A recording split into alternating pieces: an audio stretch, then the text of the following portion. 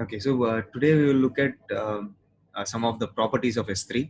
So today and tomorrow we will be looking at totally 10 properties of S3, out of which today we will look at 5, and then tomorrow we will look at the next 5, and we will also do the practicality of it.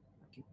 So some of the properties of S3 are the first property is called as versioning, the second is server access logging, the third one is static website hosting, fourth one is object level logging. Then you have encryption that S3 supports, and then you have object lock. So one note about object lock is that it can be enabled only when you create the bucket, not after you have created the bucket. So just one thing to note about object lock is that you can only enable it only when you create the bucket, not after you have created the bucket. Okay. And we can also associate tags with our S3 bucket, so as to do some cost-based analysis and so on. And transfer acceleration utilizes edge locations, which is part of AWS global infrastructure, to access your objects in your S3 bucket at a much faster rate with very less latency. And then you also have events, wherein for every API call that happens to your S3 bucket, whether it can be a create object or a put object, or it can be a delete object or an update object, some of these APIs you will be able to go ahead and trigger uh, a notification, or you'll be able to publish a message to an SQS queue, or you will be able to trigger a Lambda function. So those come under events, which we will look tomorrow at in more detail. And then the last one is requester pace. So these are some of the properties of an S3 bucket. So today we'll be concentrating on versioning, server access logging, static website hosting, object level logging, default encryption. The first 5 properties. Okay. So to start off with versioning, so versioning enables you to keep multiple versions of an object in one S3 bucket. When versioning is enabled, a version ID is associated with every version of the object that you store. So let's say for the first time you upload an object, that object has version 1 associated with it, and version ID is auto-generated and associated with the same object. So let's say 1 day or 2 days down the line, you go ahead and update the object, and then you go ahead and upload the same object to the S3 bucket, maintaining the same file name, or that means maintaining the same key name. Automatically, a second version of the object is created, and then version ID is associated with it. So when you enable versioning on the bucket, it cannot be turned off. It can only be suspended. So that means what happens is, if I enable versioning, you will have multiple versions of an object in an S3 bucket. But when you suspend versioning for a brief period of time that you want to do that for, you will not have multiple versions of that object that you upload in the time that the versioning is suspended. Okay. And then versioning is one way to safeguard your objects in the S3 bucket. So if suppose people go ahead and try to update an object, or they try to delete an object, you will still have previous versions of that object existing in the S3 bucket. And another way to safeguard your objects in the S3 bucket is to use MFA delete. So you can associate MFA with your objects in the S3 bucket. So if suppose anyone would like to delete an object, they will have to present a 6-digit code in order to go ahead and delete the object, which is another way to safeguard your objects. And then to enable versioning on the bucket, all that we have to do is go to properties, click on versioning, and then click on enable versioning. So in order to even suspend versioning on the bucket, we have to go to properties, click on versioning, and then click on suspend versioning. Okay. So versioning is nothing but, in one line, it's nothing but it enables you to keep multiple versions of an object in one S3 bucket. Okay. So moving on to the second property. Second property is called as server access logging. So in the previous lecture, when we went ahead and created an S3 bucket, we saw that we were able to also provide in the bucket ACL access to a log delivery group to provide logs or to write logs to an S3 bucket. Okay. So to enable server access logging, we will have to provide that log delivery group of S3 to write all the logs to an S3 bucket. So what actually server access logging does? Okay. So it provides detailed records for some of the requests that are made to an S3 bucket. So server access logs are very useful for many applications. For example, who is accessing that particular bucket can be used in terms of security and access audits. It can also help you learn about your customer base and help you understand your S3 bill. To track requests for access to your bucket, you can enable server access logging.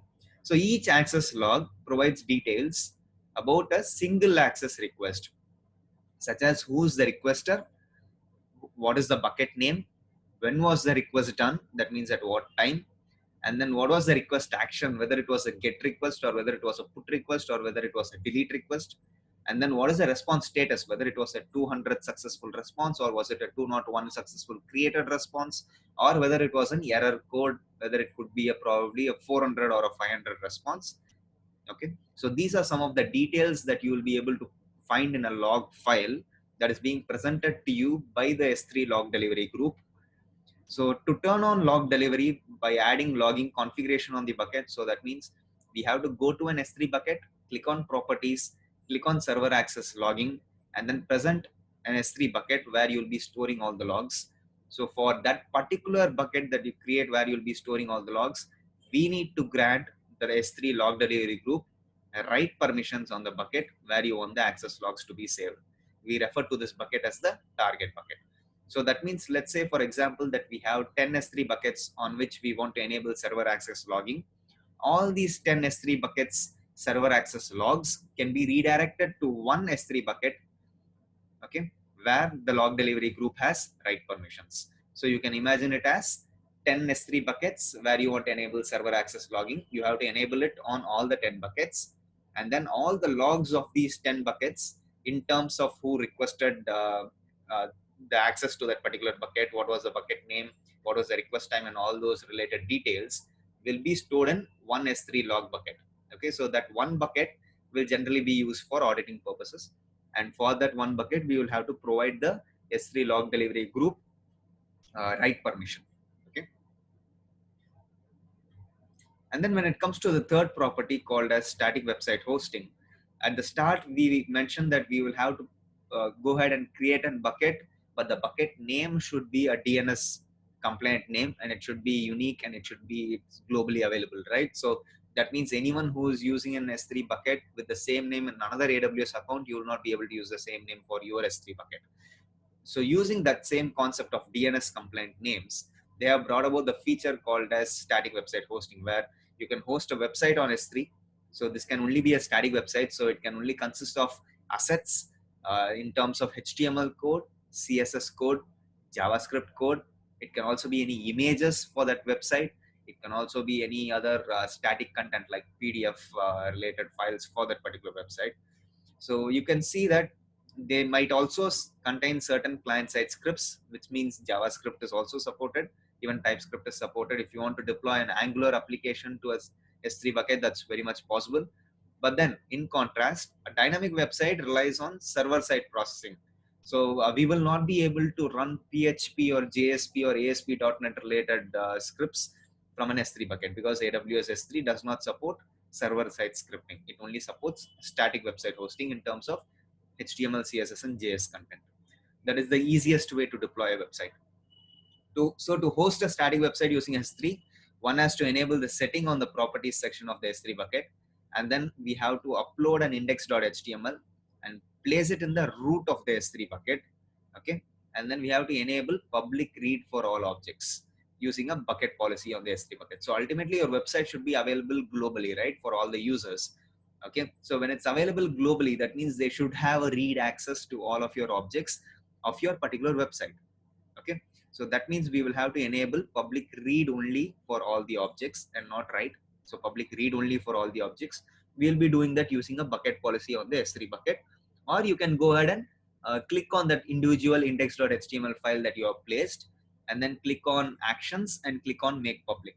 So either way, you can either place a bucket policy that enables public read for all objects, or for every object in your S3 bucket that you store it in the root of the S3 bucket, go ahead and make it public using an ACL also. Either way is possible. Okay? And then you can view the website from the auto-generated endpoint that is provided by AWS. Okay, so AWS for every bucket, since it has a DNS compliant name and it's unique, AWS themselves provide an endpoint that is auto-generated based on your bucket name and your region name. Okay, region code. And one can optionally configure an error.html file in case if there are any 400 or 500 errors on the website. Your error.html will kick into place, and you will be viewing the content in your error.html if suppose there are any errors. Okay, so this is regarding static website hosting. So this is the third S3 property that we have studied. So when it comes to object level logging, so there are some events called as data events. Okay, so this is the fourth property of the S3 bucket. So data events provide insights into the resource operations that are performed on or within a resource. So these are also known as data plane operations. So for example, you can see that for an S3 object level API activity, okay, for example, whether a user wants to get a particular object, or whether the user wants to delete a particular object, or whether the user wants to create a particular object using the put object API. So these are all API actions. And similarly, for another example using AWS Lambda, invoking the Lambda function could be an API action, or executing the Lambda function could be an API action. Okay, so these data events are uh, can be logged using S3. Okay, using the property called as object level logging. So these data events, to enable logging for all these data events like get object or delete object or put object, we will have to use another service in combination with S3 to enable this. So the other service that we are going to use over here, that is a management service of AWS, is called as CloudTrail. Okay, so there is a difference between CloudTrail and CloudWatch. CloudWatch is used to monitor all your resources in your AWS account, which is another management service. But then when it comes to CloudTrail, CloudTrail is used to monitor all your API activities in your AWS account. Okay, so to enable object level logging, what we will generally do is we will, because okay, to talk more about API activity, every action or every click that you do on the console is an API activity.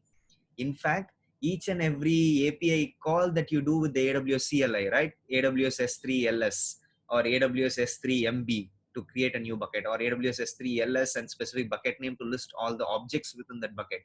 These are also API activities. So all of these API activities, whatever you do on the console or whatever you do on the CLI, all of these API activities are being logged through a service called as CloudTrail.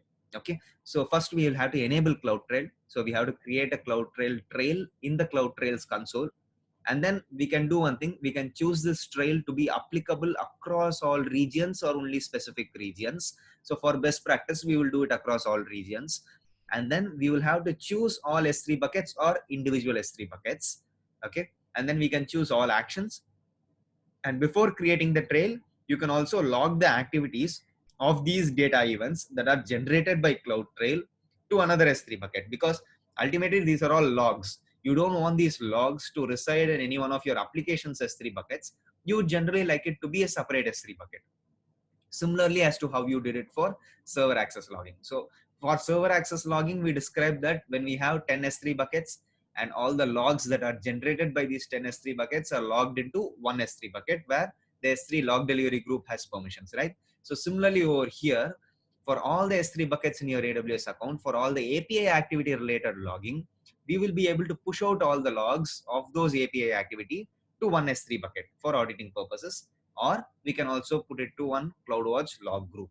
So that is also another configuration that we can do. And then finally, we can create the trail. So thereby by default, when it's enabled for all S3 buckets, any new buckets also that you create in the future will also be enabled with this setting on the properties side. Okay. So object level logging is mainly used to track and monitor all your API activities for the objects that you have in your S3 bucket. Okay. And when it comes to server access logging, it's nothing but it gives you information about who accessed that particular bucket. Okay. And what was the bucket name, what was the request time when it was done, and what was the request action, and what is the response code. But then over here, you will also be able to find granular level details in terms of what is that person's IP address, what is the resource that he was trying to access. Okay, so literally any API activity in your entire AWS account can be monitored using CloudTrail. So let's think about one particular scenario. Okay, so in this scenario, what happens is, if suppose you are working in an organization, you're working in the development team, and you have created an S3 bucket for yourself, and you have uploaded 5 objects to the S3 bucket, and then you have gone for the day, you have completed your work for the day, you have gone back home, and the next day that you're coming into the organization, you find out that 3 objects are only residing in your S3 bucket, 2 objects have been deleted. So how will you find out as to who is the person who went ahead and deleted this particular object? that you had in your S3 bucket, who deleted those two objects. You will not be able to find that using server access logs. You will only be able to find that using object level logging, because you have enabled CloudTrail for API actions. So you can go ahead and look at your CloudTrail logs and find out the particular person's IP address as to who went ahead and deleted that particular object in your S3 bucket. So using that IP address, you can find out whether it's an internal person in your organization, because ultimately your organization has its own range of IP address, or whether it's a person who is an external to the organization. Ultimately, if it's a person who is internal to the organization, you can check in with your own team and find out as to who that person is.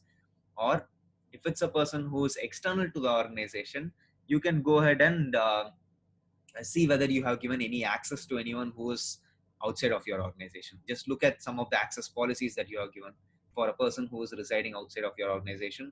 Or you may even be able to find out using the IP address whether it is an internal IP address of your organization, or whether it's a public IP that a person used when he was accessing S3 from his house. So these many related analysis you will be able to do using a CloudTrail log. So we will be looking at one CloudTrail log syntax, and then you will be able to find out how much detail it provides in terms of an API activity.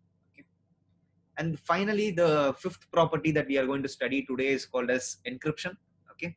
So this is on a high level overview that I'll be giving encryption to you, because it's a very basic setting that is enabled. And Amazon S3 default encryption provides a way to encrypt all of your objects in an S3 bucket. Okay. So you can set the default encryption on the bucket level, so that all the objects and any new objects are also encrypted when they are stored in the S3 bucket. So generally the good practice would be to go ahead and enable encryption at the start itself when you create the bucket, rather than enabling it at a later point of time when you already have objects in your S3 bucket. Because if you enable encryption at a later point of time, from then on only encryption is enabled. For all the previous objects that were there in your S3 bucket, they are not encrypted still. Okay. So the best practice would be to go ahead and enable encryption right when you create the S3 bucket. So the objects in the S3 bucket are encrypted using server-side encryption, either using S3 managed keys. So it's called as server-side encryption by S3, or customer master keys stored in the key management service, or AWS KMS. Okay, we will not deep dive into what AWS KMS is, but then understand that there are two ways that you can enable encryption on your S3 bucket. One is through server-side encryption S3, and the other one is through KMS. So when you enable server-side encryption, Amazon S3 themselves internally encrypt the object before saving it to the disk, and also decrypts it when you try to download the object. So by default, the owner will have all access, right, to an S3 bucket. The person who created the S3 bucket will have all access, is what we saw last week. So when the user goes ahead and uploads an object with encryption enabled, S3 internally encrypts the object before storing it to disk, and then decrypts it when you go ahead and download the object. And there is no change to the encryption of objects that existed in the bucket before default encryption was enabled. So that means, like I mentioned, if you create an S3 bucket and you upload 10 objects to it, and then you go ahead and enable encryption, those particular 10 objects are not going to be encrypted. Any objects that you store after enabling encryption are only going to be encrypted. So when you upload objects after enabling default encryption, if your put request while you create the object does not include any encryption information, S3 uses the bucket's default encryption settings to encrypt your objects. But if your put request includes any kind of encryption information, S3 uses the encryption information from your put request to encrypt the object before storing them in S3. Okay, so this is a really high level overview as to how encryption works in S3. So that means there are two settings that we can look at. One is encryption using server-side encryption with S3, where S3 manages the keys and all that. And the other one is using AWS KMS to encrypt your objects using S3. Okay. So these are some of the properties. So this is the end of the slide. So just to go back and look at each of the properties in a high level overview, versioning allows you to go ahead and enable multiple versions of your objects in an S3 bucket. So you can only enable versioning, and you can only suspend versioning. You cannot just totally disable versioning forever. Okay. And then when it comes to server access loggings, we can look at this with a scenario that when we have 10 S3 buckets and we would like to log all the activities of these S3 buckets as to who is accessing, what was the time that they access these S3 buckets, what was the response code that they got. So these kinds of information can be logged into one particular log bucket, and that one particular log bucket should have access given from the log delivery group with right permission on that particular bucket. And when it comes to static website hosting, it's nothing but you will be able to go ahead and serve your web content from an S3 bucket. So it can be static files in terms of HTML, CSS, JavaScript, any images that you may have, or it can be any PDF files that you may have. But these are all static content. Okay, so S3 does not support server-side scripting such as using a programming language like PHP or JSP or ASP.NET. So to enable static website hosting, you have to provide index.html file, and then the prerequisite is to always ensure that you have public read for all of your objects within the S3 bucket. Okay, and you can also provide an optional error.html file in case there are any 400 or 500 errors on the website. And then when it comes to object level logging, these are logging your data events or your data plane events in terms of the API activities. Okay, so whether a person gets an object or puts an object or deletes an object or updates an object. So these kinds of API activity event, we will be able to log using another service called as CloudTrail. So in CloudTrail, we will have to create a trail. And once we have created a trail, you can choose to have it across all regions or across one particular region. And then you can also choose to have all S3 buckets being monitored through CloudTrail, or just only one or two S3 buckets depending on your use case. And then finally, you can go ahead and create the trail. And before creating the trail, you can also ensure that these logs are written to one particular S3 bucket, as in the same case as that of server access logging, or you can log it to a CloudWatch log group. Okay. And then by default, when enabled for all the S3 buckets, which is a good practice, any new S3 buckets also that you create will be monitored by CloudTrail automatically. You don't need to do a configuration separately again for the new bucket that you create.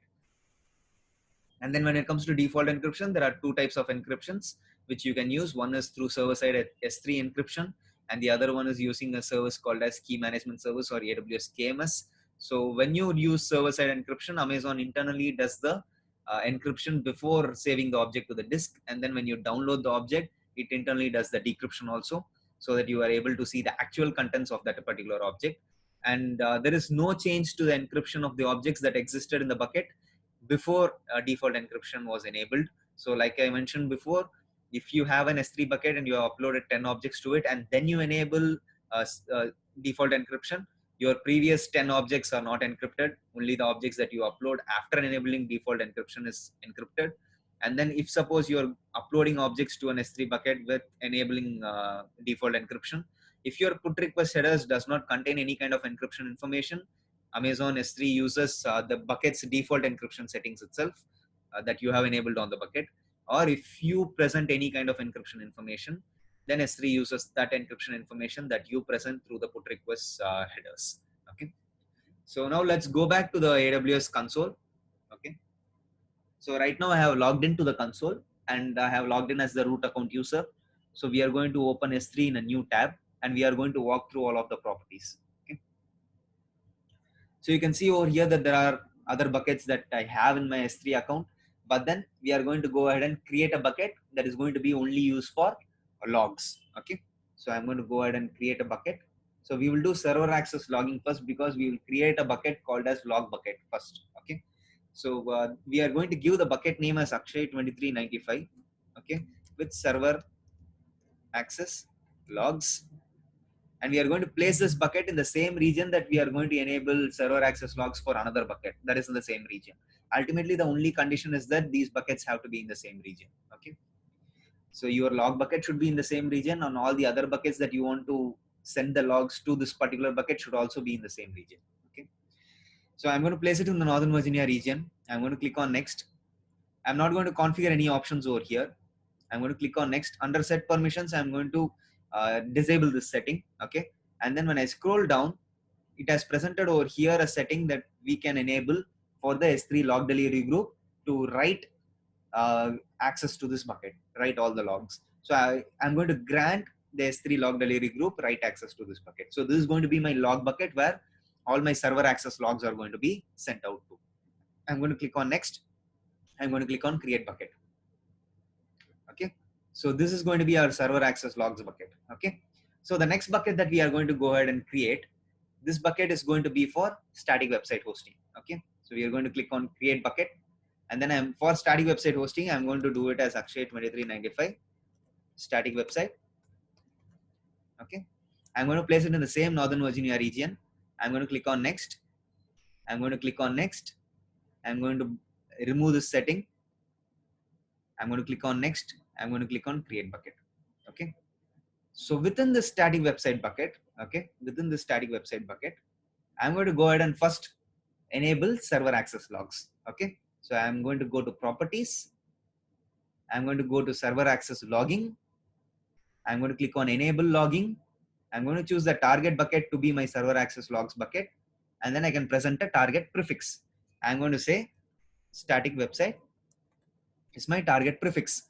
So all the logs, all the server access logs from this particular bucket will be sent out to the server access logs bucket with the prefix of static website. So that means all the logs will be residing within a folder called as static website. Okay, I'm going to go ahead and click on save.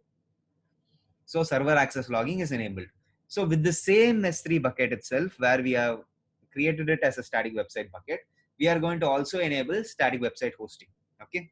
So to enable static website hosting, we are going to click on static website hosting, and automatically you can see, since we presented a DNS complaint name that is unique and globally available, S3 has internally, or let's say Amazon has internally generated an endpoint for us to access our website. So this endpoint is in the format of bucket name dot s3 hyphen website hyphen region code dot amazonaws.com. This is very important to note. Okay, how the endpoint is formed. So we are going to use this bucket to host the website. I haven't written any index.html still, but then I'm going to present that my index document is index.html. My error document is error.html. And if there are any redirectional rules, if you want to present any redirectional rules, you can present those over here. Any redirection requests, you can present those over here. Okay. Whether you want this, whether you want to go ahead and serve the content from this particular S3 bucket to another target domain or any other target bucket, and using which protocol you want to do that, whether it's HTTP or HTTPS. We are not going to do any redirect requests, okay, from this S3 bucket. We are going to use this bucket in itself to go ahead and host a static website. If there are any doubts, you can just go ahead and click on this learn more and understand as to how redirect request works. But right now we are going to use this bucket itself to host a static website, and also you can disable website hosting at a later point of time. Okay, so I'm just going to go ahead and click on save. I don't have any index.html or error.html. So what I'm going to do is I'm going to go to overview, and then I'm going to upload an index and error.html file. Okay, so let me first go ahead and create those files. So I'm going to use Visual Studio Code, which enables me to do that. So I'm going to click on file, new file. I'm just going to say hello cloud gurus. I'm going to click on save. I'm going to save it under documents folder. I'm going to give the name as index.html. Click on save. And then similarly, I'm going to create one more file called as error.html. I'm going to say error. Control S, save it under documents, call it as error.html. Click on save. So going back to the bucket, you can just click on upload, click on add files, click on documents, and then click on your index and error.html, and then click on open, and then click on upload. So one thing to notice, this index and error.html should be on the root of the S3 bucket. So it shouldn't be within any particular prefix or within any particular folder. Okay, it should be within the root of the S3 bucket. So right when you click on the bucket itself, you should view these contents. Not when you click on a bucket and then click on a folder. That should not be the way how it works. Okay, it should be on the root of the S3 bucket. So right now, when we go ahead and click on properties and then click on static website hosting and copy this endpoint and paste it in a new tab, you are getting a 403 forbidden. It says access denied. The only reason is because the prerequisite for S3 static website hosting to work is that you have to make your objects within the bucket as public, okay, or using read access or global read access. So that can be done by going ahead and clicking on permissions and using a bucket policy, or Since we have just only 2 files right now, I'm just going to click on both the files, click on actions, click on make public, and then click on make public. So both these objects right now will have public read access. So let's go ahead and Control Shift R to reload this. You can see we get the website content, which is Hello Cloud Gurus. Okay.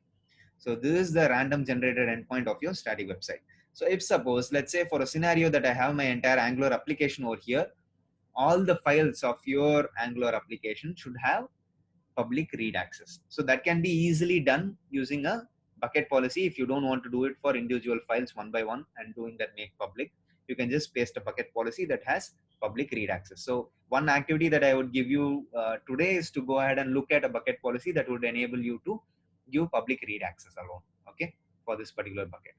So we have seen 2 configurations right now.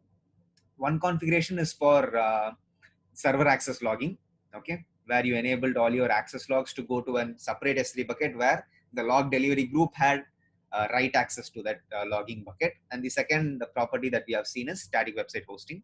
We will also look at versioning and object level logging using another S3 bucket, okay.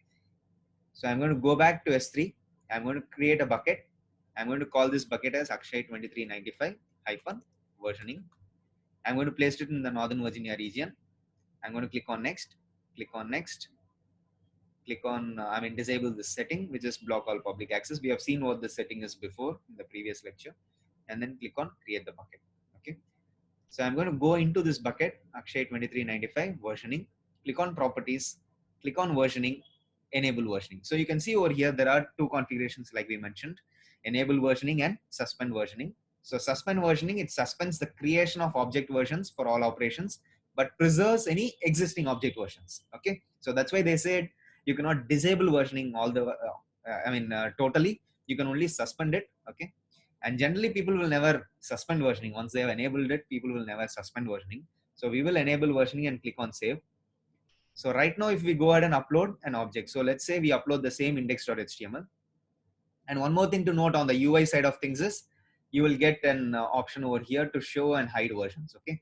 So right now we don't have any versions, or we don't have any objects in fact. So we will not be able to see that. But then this particular UI extra thing is hidden.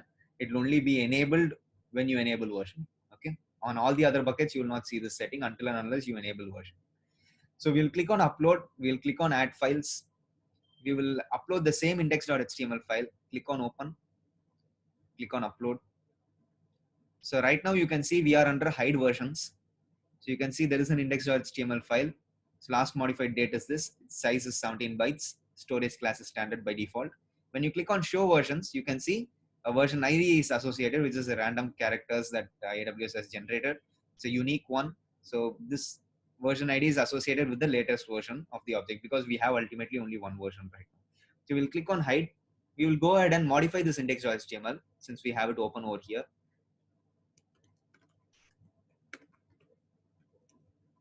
Okay, once we have modified this file, let's go ahead and upload the file with the same key name, which is the same index.html name.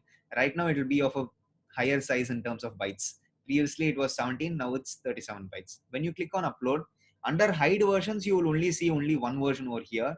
You may think that it has overridden the previous version. It has not, in fact, because we have enabled versioning.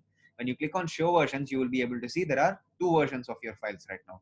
So you have the latest version as well as the first version that you have created, which was 17 bytes, which has only the content, Hello Cloud Gurus.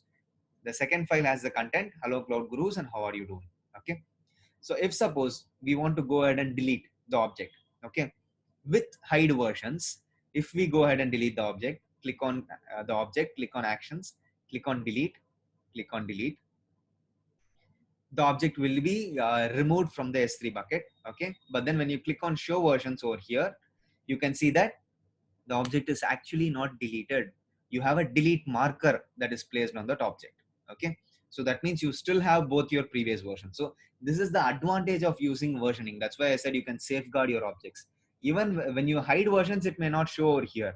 But then when you click on show versions, you actually still have both the previous versions of your objects over here.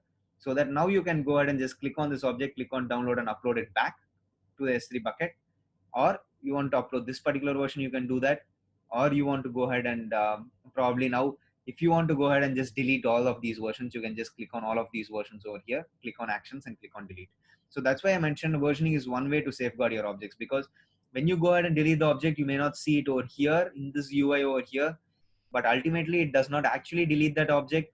This was the latest version. It does not actually delete the latest version. It only places a delete marker on that particular object. Okay. So what we can do right now is go ahead and click on this object and click on download. This was our latest version. Click on download. You'll be able to download the index.html file. Then go ahead and hide versions. Okay.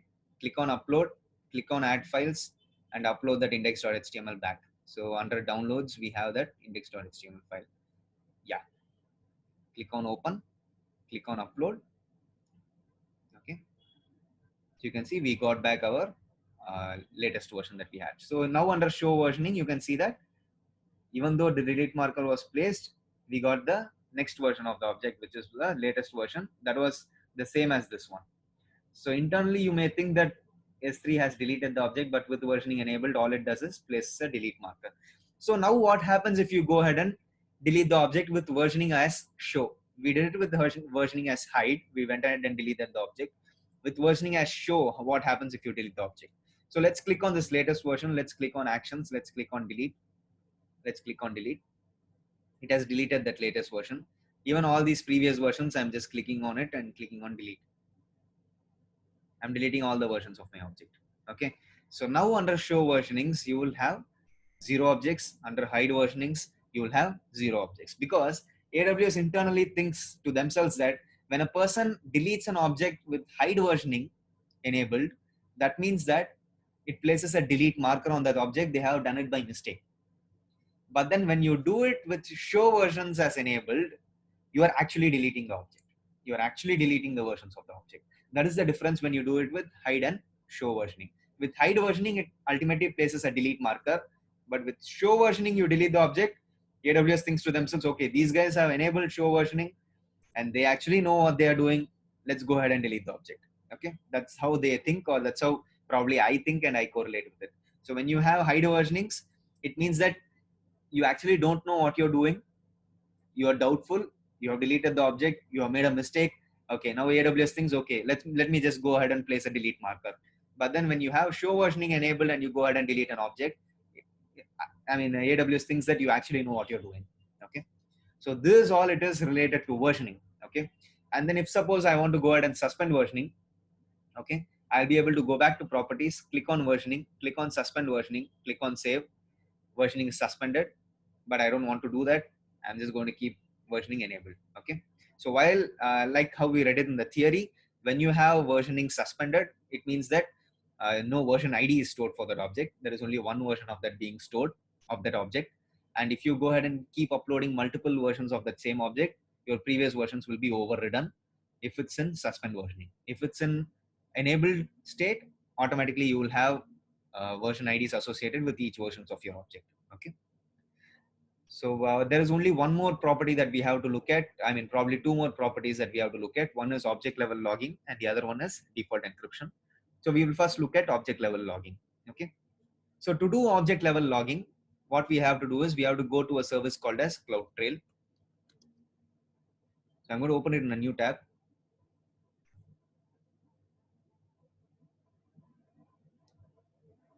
So we are in the region US East 1 right now.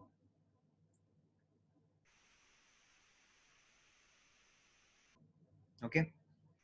And we can go ahead and create a trail. We can give the trail a name. So I'm going to give it as S3 trail. I'm going to apply it for all regions for good, good practice. And I'm going to log all management events, which are read write events.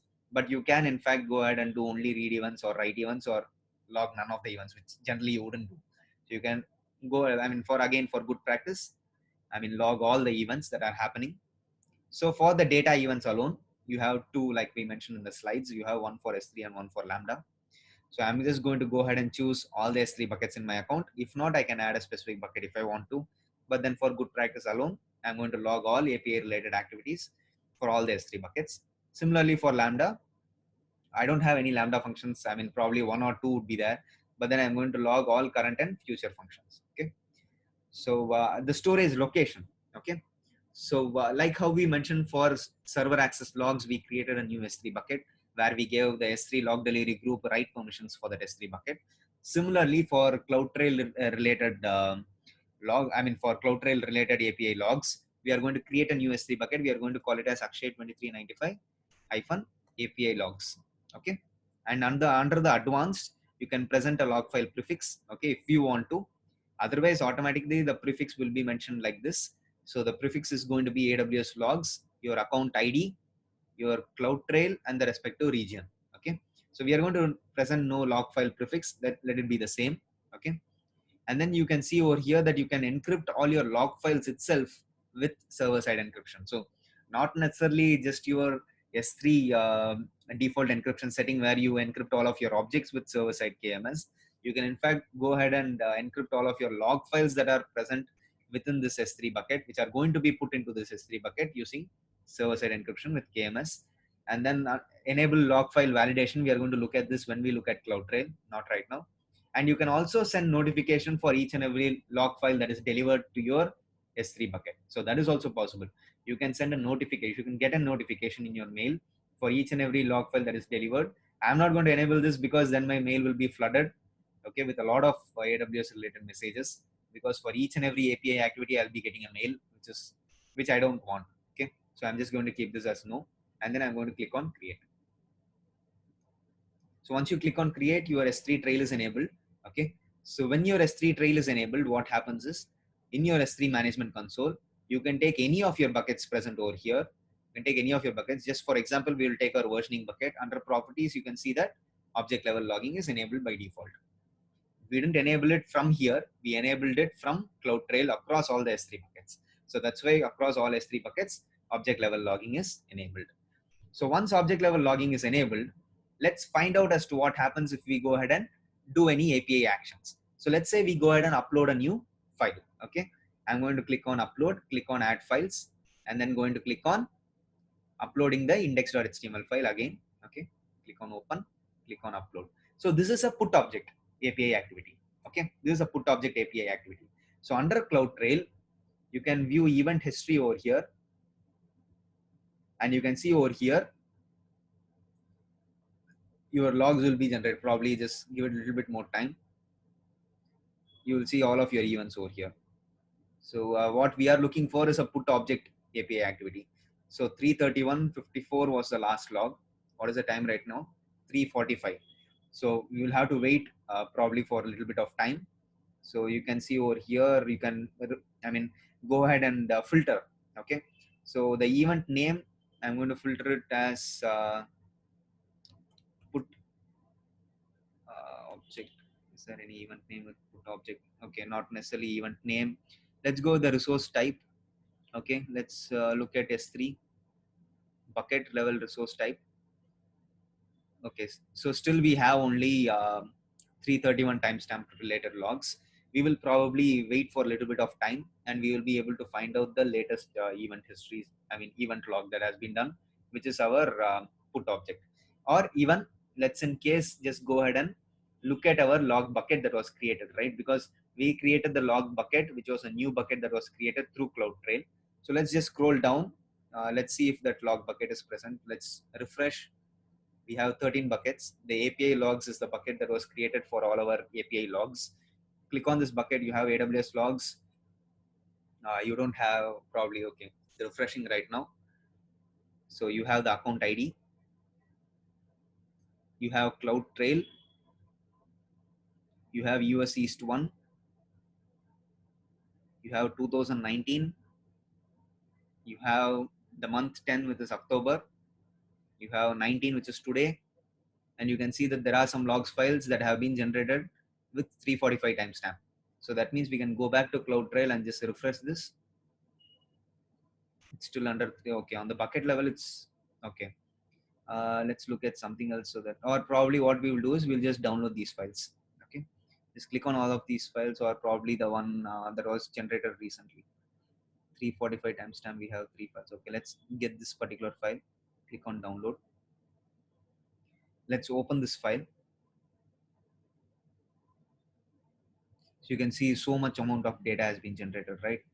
So we will not be able to go ahead and look at all of this data until we have pasted it in a particular JSON validator. So this is the amount of detail that you will get. Okay. But then you can see one specific field over here, which is called as source IP. So this source IP is 49.207.135.250. You can match it with my public IP. 49.207.135.250. 49.207.135.250. Okay. So this much amount of detail your CloudTrail logs have within them. You can even get the person's access key ID, find out who that IAM user is. So you can see over here access key ID. Okay, probably I shouldn't show it like this, but then let's see. Okay, probably let's okay, do read only events, or okay, let's click on event history one more time. Then just refresh this page and look at whether any latest logs have been mentioned over here.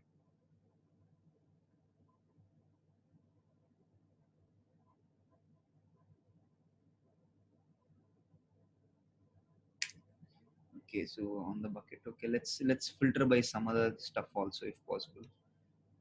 So resource name, event source, probably S3. Yeah, let's just wait for a second. Okay, so this UI shows only till 338 timestamp, which is the latest, but then we got our log files for 345 timestamp also.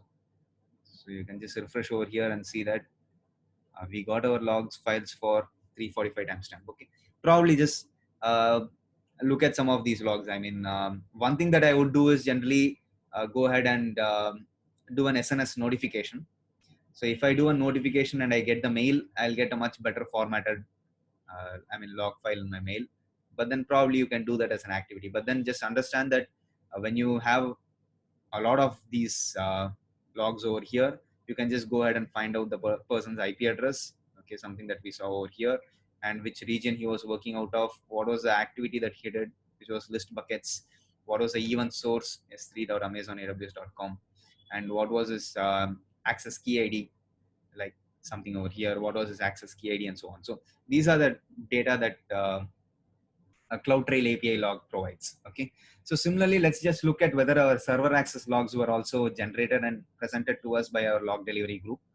So that will probably take more than 15 to 20 minutes for it to be generated. So once it's generated, probably I'll show you as to how it works. But then you should be able to find some log files over here 15 to 20 minutes after you have enabled server access logs. So the last setting that we have to finally look at is only we have to look at default encryption. So when we spoke about encryption, we spoke about two types of encryption, which was server-side encryption using S3, and the other one was using KMS. Okay, so you can just go ahead and click on one of these checkboxes, radio buttons, to go ahead and enable which kind of encryption you would like. So probably what I would do is I would generally go with S3's encryption, server-side encryption using S3. But if suppose I had my key, that is my own customer managed key that I had, I'll be able to go ahead and use KMS encryption, which is key management service, and I'll be able to present my key. Okay, so you can see that there are two types of keys over here. One is a custom KMS ARN key, which is your customer managed keys. That's what we saw on the slide. So if I go back to the slide, you can see over here, you can use customer master keys or CMKs. Okay, sorry, customer master keys or CMK, or you can go ahead and use the default AWS S3 KMS key that is present in your AWS account. This is by default present in your AWS account. This is a key that you provide, or a customer master key that you provide. Okay, by default we will go with S3 AES 256 encryption using server-side encryption of S3, where AWS will internally encrypt your object before storing it to disk and decrypt your object when you go ahead and download the object. Okay, so just go ahead and click on save. That is how you enable encryption. Okay, so all of your objects right now, this particular object alone is not encrypted, these two objects, but then any other object that you go ahead and upload after you have enabled default encryption is encrypted. Okay, so these are all the properties of the S3 bucket that I wanted to show today. Probably I will send you a screenshot of the server access logs once it's available. It takes generally 15 to 20 minutes, but then that's how you enable server access logs, by going ahead and creating a new S3 bucket where the log delivery group has access to write all your server access logs, and then go to a specific S3 bucket like the one that we did for static website. Go to properties, enable server access logging by presenting your access log bucket and a prefix. Okay, so this is how you do server access logs. And you enable and disable, you enable and suspend versioning, not disable, sorry. And then when it comes to static website hosting, you present your index.html, error.html, and you're able to view your website. And then under object level logging, we did this to CloudTrail. We enabled CloudTrail across all regions, across all S3 buckets. And then when it comes to default encryption, we saw two settings. One is AES 256, internally done by S3. And the other one is using KMS, where you'll be able to present the AWS S3 KMS key, or you will also be able to present a customer master key that you have created using the KMS service. Okay. So tomorrow we will look at object log, tags, transfer acceleration, event notification, and requester pace. Okay, we have a very nice tutorial for event notification. So we will look at these 5 settings, which are advanced settings on the S3 bucket tomorrow. Okay, and then the next week on Saturday, we will look at lifecycle replication and lifecycle configuration and replication, or cross-region replication. Okay, these are 2 settings that we will look at next Saturday. Okay, so I'll go ahead and stop my recording right now and open up for questions. Just a second.